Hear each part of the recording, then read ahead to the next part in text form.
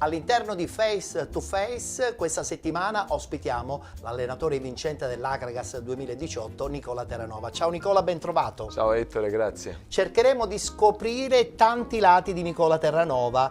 Intanto la prima domanda che ti faccio è diretta. Com'è al di fuori dal campo Nicola Terranova? Introverso. Molto. Molto, sì. Ma te lo dicono gli altri oppure tu effettivamente ti senti così? No, me lo dicono gli altri, però anch'io ho questa sensazione di essere introverso, essere molto privato, essere molto solitario. Solitario perché il lavoro che faccio cerco di rimanere il più solo possibile per trovare sempre le soluzioni migliori. Beh, la famosa frase, un allenatore è sempre solo. solo. Qual è il tuo sogno nel cassetto? Fare l'allenatore. Beh, già lo fai però. Sì, credo che onestamente a livello professionale già faccio l'allenatore, però l'obiettivo è quello di allenare i professionisti. E beh, chiaramente tutto questo grazie anche ai successi che poi pian pianino arriveranno. Sì, spero di avere tanti successi, perché poi alla fine quello che mi sono creato l'ho raggiunto col duro lavoro, col sacrificio. Anche la vittoria di quest'anno è una vittoria che mi dà grande speranza per il futuro. Il valore dell'amicizia credo che sia fondamentale per un allenatore. In questo caso quanto è pesato avere qualche amico importante anche in questa stagione? Gli amici importanti si vedono quando si vedono nei momenti difficili. Ne ho pochi, come è giusto che sia così, poi gli altri sono solo conoscenti.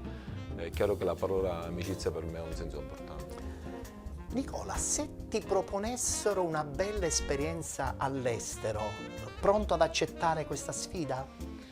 Sarei pronto ad accettare se sapessi parlare bene alle altre lingue. Ci devi lavorare allora. Invece quella è una grande pecca mia e ci sto lavorando. Caro Nicola, ma a questo punto, quando un allenatore è veramente libero? Mai.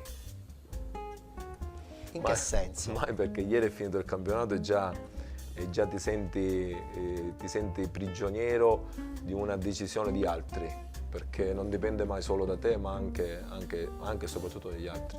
Ma gli altri poi alla fine incidono, non credo, nelle decisioni finali dei tuoi comportamenti. Dipende sempre da te. Dipende sempre sicuramente da me. Quindi pronto eventualmente ad accettare un'esperienza all'estero con la convinzione magari di rischiare e metterci la faccia.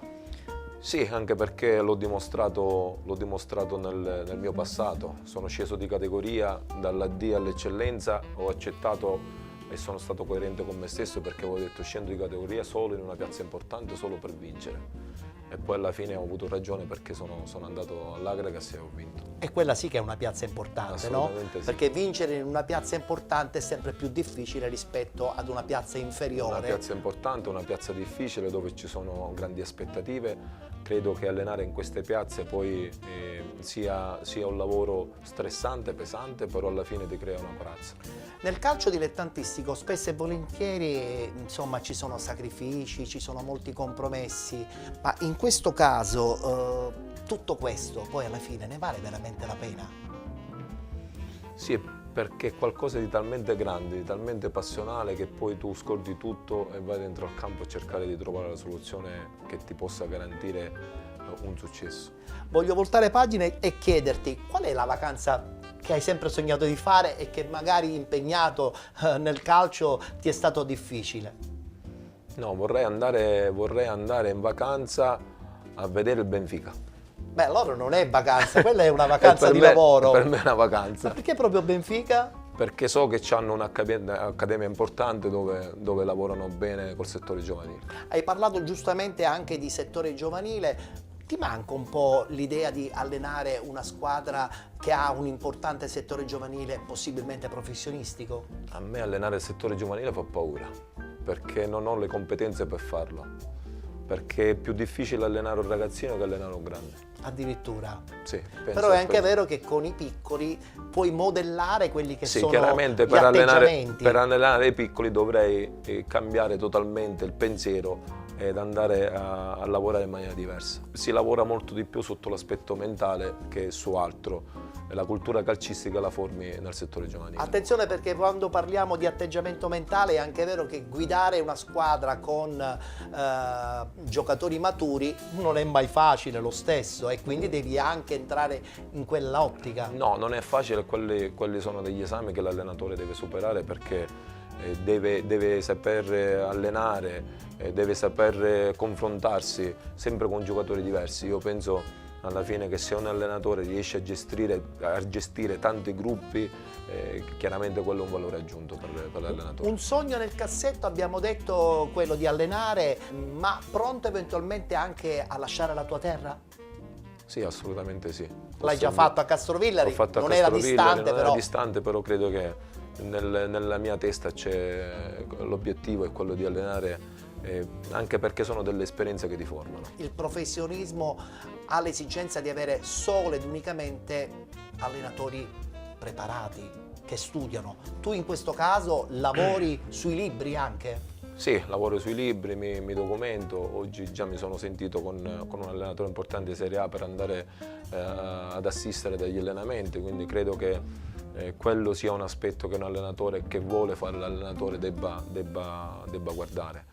Poi ti ripeto, nel calcio c'è sempre da imparare, non è mai addetto l'ultima parola. A chi dedichi questa bella vittoria della stagione di Agrigento? La- Perché penso che ci saranno molte persone. Sì, la vorrei dedicare un po' a tante persone, lo meritano in tanti, però la dedico a mio papà che non c'è più da 9 anni, e che sono convinto che un successo da lui sarebbe stato preso alla grande. La foto di tuo padre è una cosa meravigliosa. Sì, ho avuto la fortuna di avere un genitore che non mi stressava a livello calcistico. Oggi ci sono, Totalmente diverso. Oggi ci sono dei genitori che non sono più genitori, ma sono dei tifosi dei propri figli, quindi mio papà non veniva ad assistere alle partite, poi quando andò in pensione cominciò a seguire mio fratello, perché le categorie erano più importanti della D dove giocavo io, quindi siamo stati fortunati ad avere un blocco familiare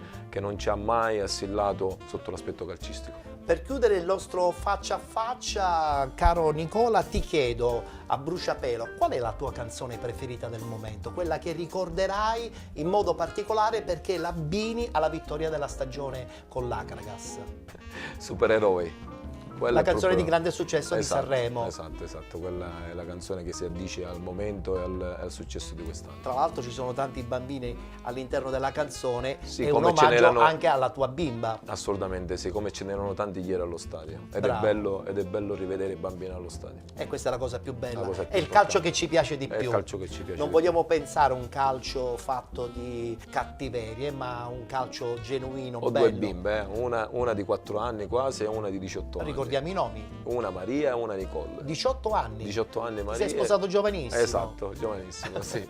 Bene, allora anche a loro va dedicato questo successo. Assolutamente sì, quello era sottointeso. Grazie Nicola per Grazie a questo te. spazio, perché Grazie a abbiamo te. cercato anche di conoscere l'altro lato di Nicola Terranova, perché tutti lo conoscono taciturno in campo, anche se Un poi po' con i orso, risultati. un po' orso. Ma più che orso io credo osservatore. Osservatore. Un In grande bocca al lupo per osservatore. tutto. Viva il lupo, grazie. Grazie a Nicola grazie a te, Terranova, ospite della nostra trasmissione all'interno di Penalty, la trasmissione che parla solo di calcio dilettantistico.